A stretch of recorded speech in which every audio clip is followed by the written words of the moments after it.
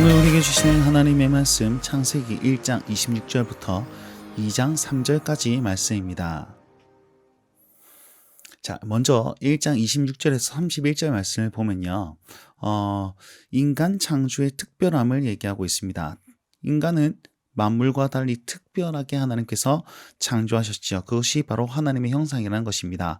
2장 1절부터 3절까지는요. 특별한 날을 만드십니다. 그것은 안식일이죠.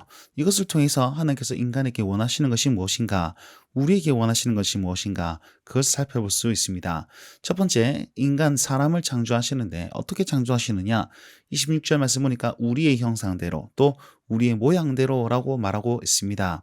자, 우리의 형상이라, 우리라고 하는 것은 많은 의견들이 있지만 우리는요, 당연지사 삼위 하나님께서 논의하신 것이라고 이해할 수 있습니다. 자, 우리의 형상대로, 우리의 모양대로 사람을 만드는데 남자와 여자를 만든다라고 했습니다. 그렇다면 형상대로, 모양대로라는 뜻은 무엇일까요? 이것도 마찬가지로 여러 가지 의견들이 있습니다. 그런데 지금 여기에서 그 의견들을 다 제시하려면 엄청나게 시간이 많이 가기 때문에 결론만 얘기하자면 이렇습니다. 형상이 어떤 뜻이고 모양이 어떤 뜻이며 문자적으로, 상황적으로, 성경적으로 다 말할 수 있지만 결국은요, 사람의 근본이 바로 하나님의 형상이라는 사실이죠. 그러면 인간의 인간됨, 사람의 사람 되는 것은 하나님의 형상을 닮아야지 그것이 가능하다라는 것으로 결론을 내릴 수 있습니다. 무슨 말입니까? 우리는 하나님의 형상입니다. 그 형상의 의미보다도 그 형상을 주신 하나님을 기억하고 하나님께 더 닮아가고 하나님께 나아갈 때에 나의 나됨이 드러난다라는 사실이죠. 이 말씀을 꼭 기억하시면 좋겠습니다. 자, 그렇게 사람을 만드시고 하나님께서는 복을 주십니다. 사명을 주시죠.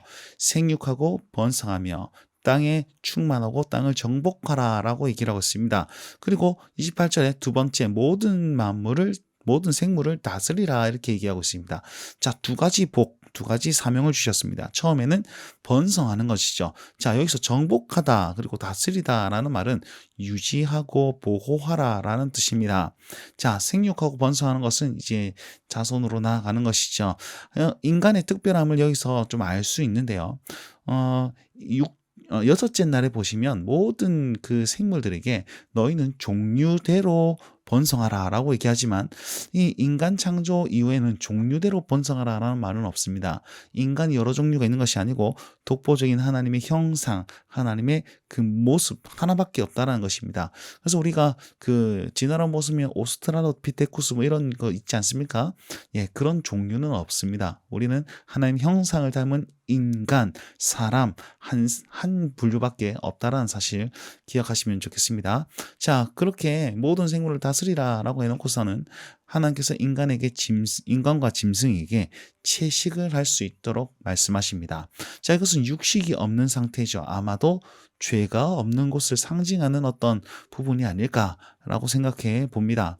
그러면서 31절 말씀에 창조사에게 모든 것을 마무리하시는데 하나님이 지으신 그 모든 것을 보시니 보시기에 심히 좋았더라. 자, 좋았더라라는 말은 토브, 선하다라는 뜻이 있습니다. 선한 창조를 딱 하시고 저녁이 되고 아침이 되니 여섯째 날이더라 라고 여섯째 날에 사람 창조하는 것을 이렇게 마치고 계십니다. 자, 근데 여기서 특별한 점이 있습니다.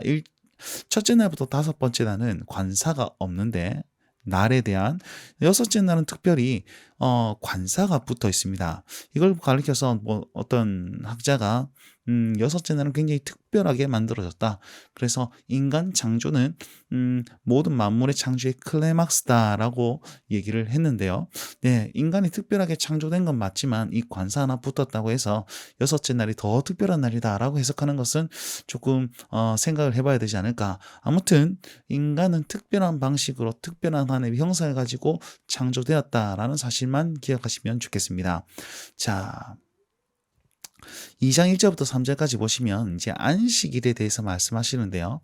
계속 반복하는 것이 있습니다. 그건 뭐냐면 일곱째 날, 그날에 날을 강조하죠, 날을.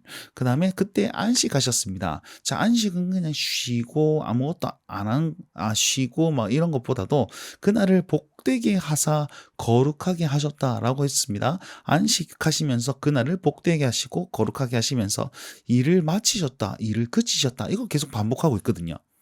자, 안식은 어떤 것입니까? 그냥 쉰다라는 것 개념보다도 일을 멈춘다는 것에 대한 굉장한 의미가 있다라고 우리는 생각해 볼 수 있습니다. 자, 안식일은 이제 복되고 거룩하게 하신 것이 하나님께서는 처음으로 거룩하게 하신 것이 날이었단 말이죠. 그러면 왜 날에게 그 거룩함을 부어 주셨습니까? 왜 날을 구별하셨습니까? 하단과 하와를 구별하거나 아니면은 뭐 어떤 그 장소를 구별할 수 있지 않겠습니까?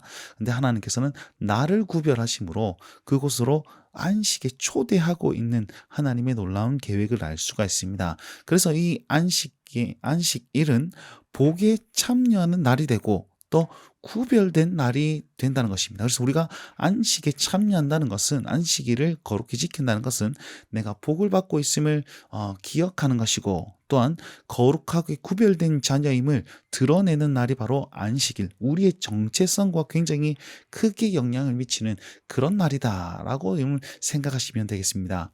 자, 그리고 안식일 제정에 있어서 좀 특별한 것이 일곱째 날인데요. 저녁이 되고 아침이 되니 뭐 몇째 날이라 여섯째 날까지는 그렇게 마쳤습니다. 근데 안식일은 이런 표현이 없습니다. 그 이유가 뭔가 고민해 보시면 다른 나들들은 사역이 마무리되었어요. 창조가 끝났습니다.